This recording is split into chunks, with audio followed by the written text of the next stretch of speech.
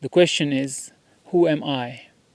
Am I an entity that is somewhere inside this, behind my eyes, between my ears, somewhere there, thinking all my thoughts? It is this self that is sitting inside and is aware of what I'm thinking, is aware of what I'm feeling, it's aware of what I'm seeing. It is the doer of all my actions. A person is sitting inside. That's how most of us go by, right? A person is sitting inside, that's who I am, and that's why I take it for granted, because that's who I am, and it always feels static, it always feels the same, it never changes. When I was 5 years of age, the way I felt about me from within, as a being, as a self, at the age of 36, I feel the same being, the same self within. The sense of continuity, despite all the other changes, remains. All the other changes meaning the body is not the way it was when I was 5 years old. And the body is continuously changing and transforming. My mind has not remained the same. My mind continuously changes its own mind. There's nothing about me that remains static. Yet there is a feeling of I that is continuous, unchanging, in a way static. But who is this I? When I ask you about I, you would normally tell me your name. But your name is not you. Your name points to you. What does it point to? Your name is simply a collection of letters that were assigned to you, whatever that you means, and you were told that this is the name you will go by. Then you would say your gender, your sex, your age, your national identity, your continental identity, your skills, your achievement. You're trying to describe the experiences of the past, the labels, the concepts, the ideas that are used in order to be able to describe you. But what is this you that is being described by all these attributions? Don't be in a hurry. Stay with me. Let's go a little deeper today. Thinking is going on. Feeling is going on. Seeing is going on. Perceiving is happening. Where is the thinker, the feeler, the seer, the perceiver?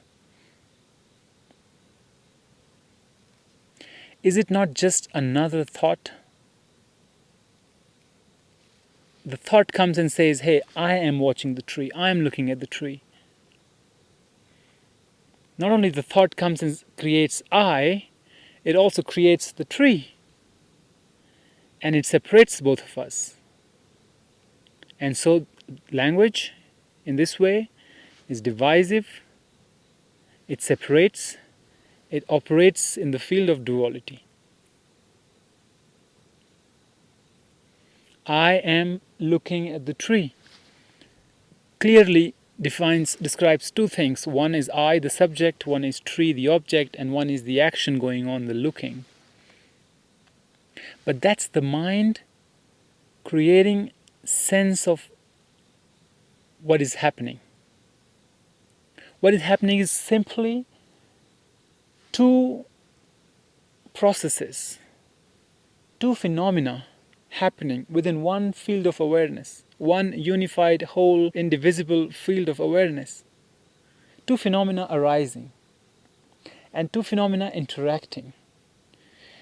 But the mind comes and says, hey, you, the phenomena, is a separate self, is I, and that the phenomena, a dead object called tree, and if you knew the name of the tree, then you don't even see the tree, you only see the name and all the other things that you know about the tree.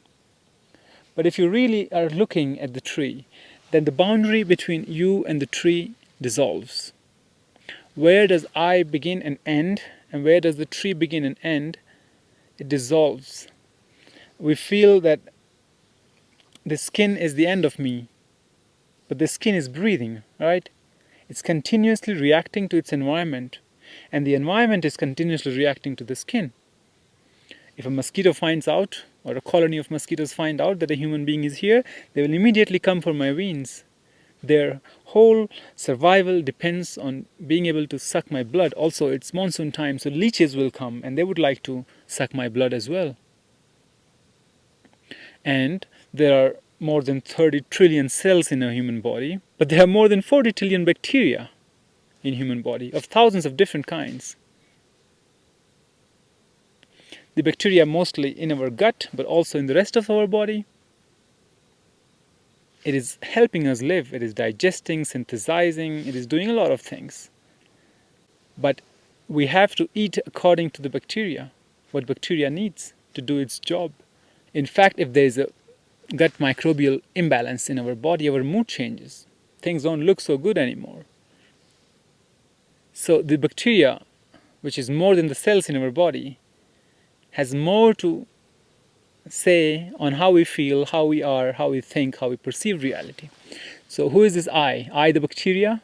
I the cells? Or I Hitesh? Now, if you think, what is the point of talking like this? What's the point of probing further like this? The point is that this I, this localized consciousness in this being, as if, is interacting continuously with the world and is not able to connect with the world because it thinks of itself as completely separate and completely different and alien to this world. And it tries to conquer the world. It tries to control the world. And it tries to control himself and herself in such a way that it can secure itself. But the human being, as if to say the organism and its surroundings, they co-arise and they are codependent on each other for their existence. The more you look at it deeply, the more you will notice that the boundaries will go on blurring. When does the tree begin and where does the tree end? When was the tree born? For our convenience, we can say, now this is the tree, or now this is the human baby. But when was the baby conceived? Exactly when? In the same way, when is it considered that the baby, now fully grown, is dead? If you look closely, then we can say that we are all growing out of this existence and continuously growing and depending on each other. The tree, it is home to so much fungi right now, so much moss, so much bacteria, insects. And beneath the roots, the whole root community and the soil community interacting, how many thousands and billions and trillions of living organisms are thriving there. Tree, a thing, a name, is only for human convenience. Please see this. It is only for human convenience that we call it a tree. An oak tree, a fig tree, a banyan tree, a Chinese, an Indian, an American. It's only because we don't know how else to make sense of it. But where is the I then? We don't see a thinker inside. We don't find a feeler inside. We do see feelings coming and going, but the thinker, the feeler, turns out to be just a thought, an ego self. The ego that says, I am. But we're talking about really perceiving the I without bringing in what the mind has to say about I. Like, I can look at the tree. The looking is happening, right? Why do I need my mind to come and tell me, hey, you are looking and sitting at 20 meters away from the tree and you are sitting on top of a mountain, trying to make sense, right? But whole this space-time continuum will disappear with the disappearance of mind. Just for a moment, if you're able to shut your mind, put it aside, and just be able to see things, or be able to walk and observe, where am I ending? Do I really end here, or I actually begin here? Me, my body, and the whole world, my extended body. Everything in this world, my extended body. My body. If I have to have a body, this is my body.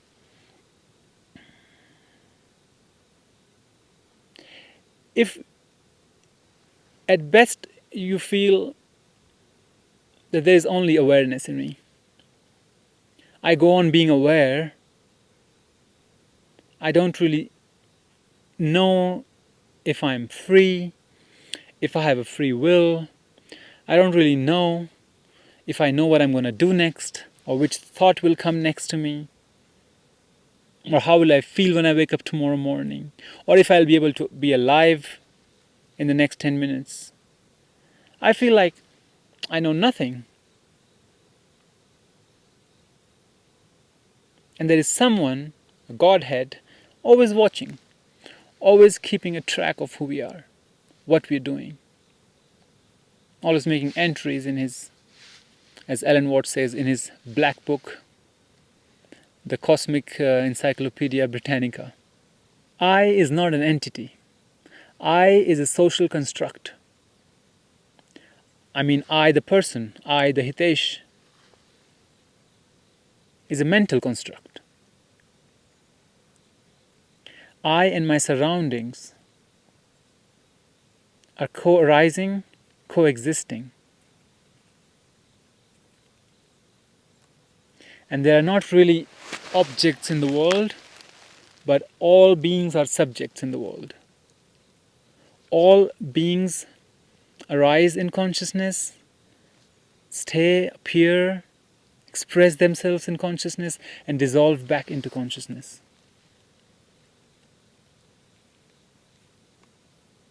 And so all of them are subjects, their own focal points of observation, their own center of universe, like you, me. Everybody feel like I am gonna go for a hike, sit on top of a mountain, start recording a video. Right? Every condition has to move for me to be able to. I came on a motorbike, I did not fall on the way, petrol did not finish, my bike did not become kaput, and I saw some marks of an animal, very fresh, did not look like a wild pig, did not look like a dog, so could have been a mountain lion. But whatever, it did not see me, it did not kill me. And now I'm here on top of this mountain, as if I was the center and everything was working to make it happen for me. And you go on living your life in the same way. The tree goes on living its life the same way. If there's God who has decided to, divide himself, itself, herself into millions and gazillions of these beings and give them this idea of center of consciousness, a localized center of consciousness, and make them all appear as if they can all be an independent center of their own existence. But again, that's just how it appears to us. That's not the whole truth. That's just one way of looking at it.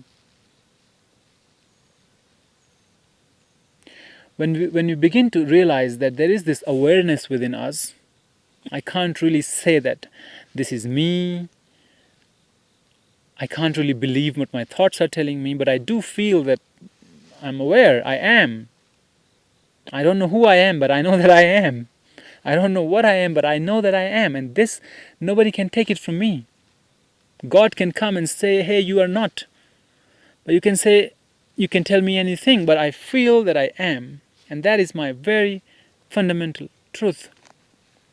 But when you go deeper into this fundamental truth, this awareness feels spacious. It feels centerless. It doesn't feel like my awareness is within me, and then the tree awareness is there, and then there's this rock on the way, it has its own awareness. We all appear to be appearing in one awareness.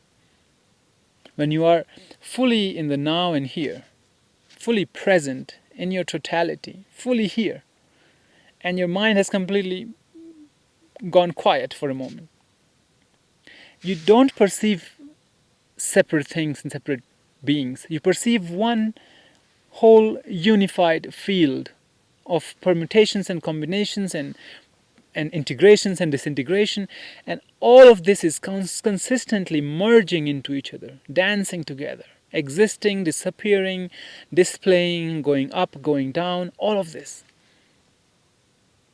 And everything that has an inside has an outside.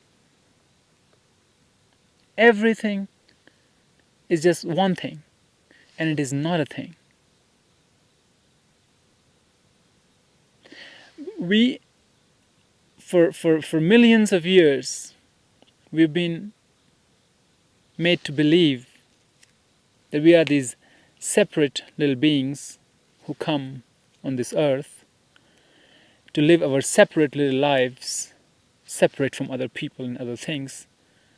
And we have to somehow survive because we don't know how we got conscious, and now we are constantly getting bugged by our own self-awareness, which is always being aware of what we said, what we did, why we did it, why we said it, what's going to happen next, what's going to happen now, all these things that come with it, all the craziness that comes with it. Imagine that when a child, if let's say all of us who are going to have children or who already have little children, and we begin to treat them differently. We tell them, hey, this is what we understand so far, and we think it's all just one unified field of awareness, and we are all codependent, and we all depend on each other, exist on each other, and we have this symbiosis, we have this relationship. We don't even know who we are without being in a relationship with something else. Then so go ahead and build on it. Maybe you find something else, instead of telling them, hey, you're stupid, you're tiny, and you're messy, you don't know anything, and I'm going to teach you, I'm going to educate you, I'm going to turn you into a human being. And then if they spend 18, 20 years just like that, they need another 18, 20 years to decondition themselves. And then they are dull and lazy and habituated and bored, and they die without making any advancement in their understanding of who they are and what life is. And so we go on living these unconscious, sleepy, sedated lives.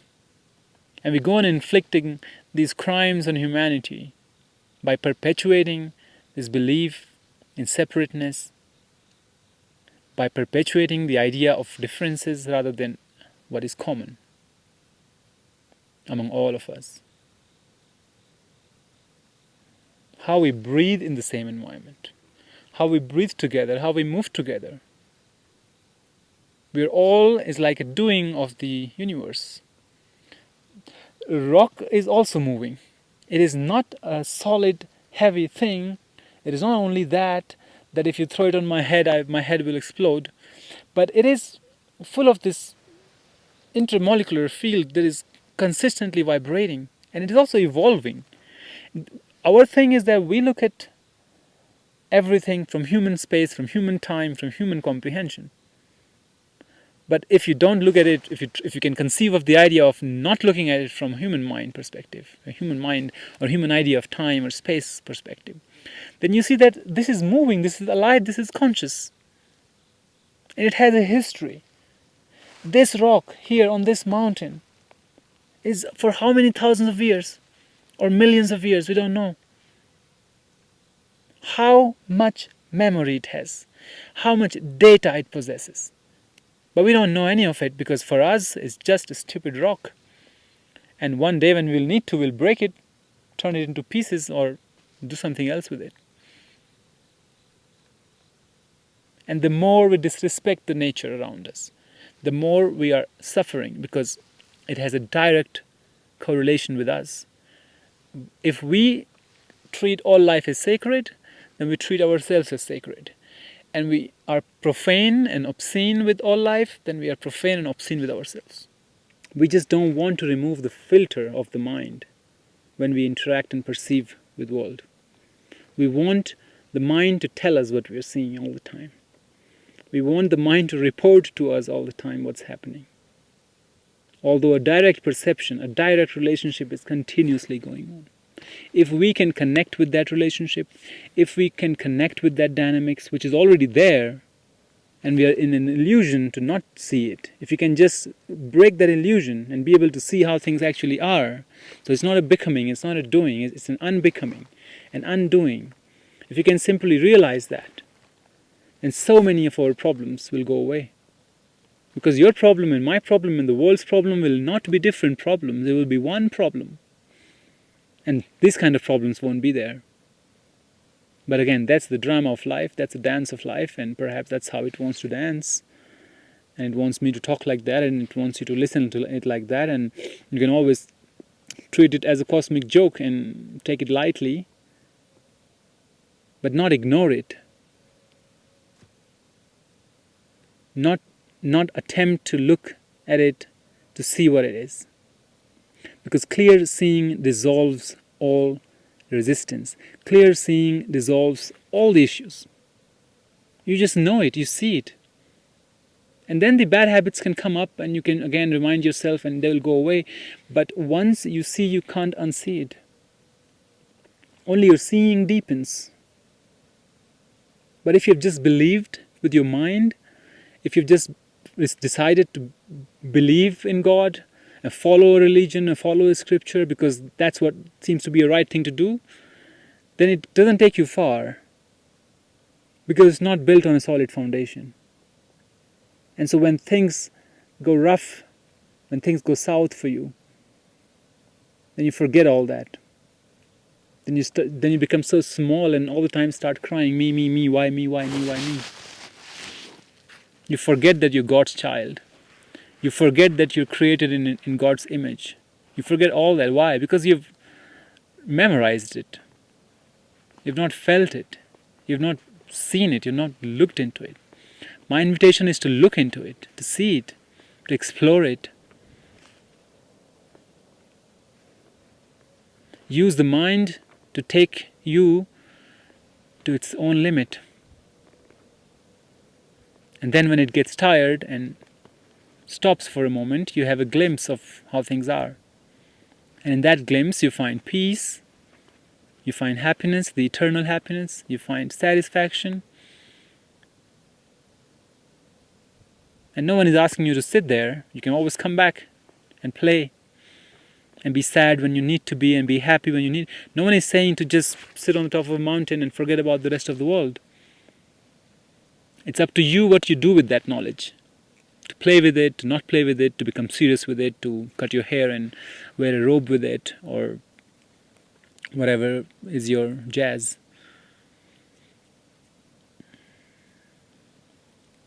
Okay, I'll stop here now and spend some time looking at this tree again, and I'll see you soon.